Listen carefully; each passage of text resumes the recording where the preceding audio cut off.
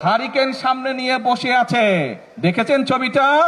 Hurricane সামনে, পিছনে কিন্তু এরকম ফ্যান চলছে, তাদের পিছনে ফ্যানের বাতাস খাচ্ছে, আর সামনে বলছে বিদ্যুৎ চাই, বিদ্যুৎ চাই। এই হচ্ছে তাদের হঠকারিতা। ছবিটা ভালো করে দেখেন, পিছনে ফ্যান ঘুরছে, ফ্যানের বাতাস খাচ্ছে, আর এইদিকে কেরোসিনবিহীন হারিকেন নিয়ে বলছে যে বিদ্যুৎ দে, বিদ্যুৎ দে। সেই নেতাদের উদ্দেশ্যেও আমি বলতে চাই, যারা মঞ্চে বসে পিছনে ফ্যানের বাতাস খেয়েছে, সামনে হারিকেন রেখেছে, সবার উদ্দেশ্যে বলতে চাই, বিএনপি জনগণের কাছে জন্য কাজ করছে।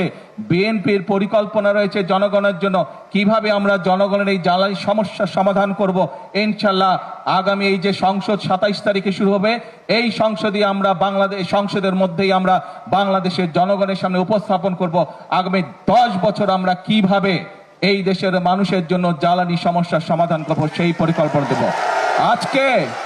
আজকে এই সকল রাজনৈতিক দলকে পরিষ্কারভাবে আমি বলতে চাই, আপনারা যদি মনে করেন অতই জনগণের প্রতি আপনাদের দায়িত্ব আছে, তাহলে আপনাদের পরিকল্পনা নিয়ে আসুন জনগণের সামনে।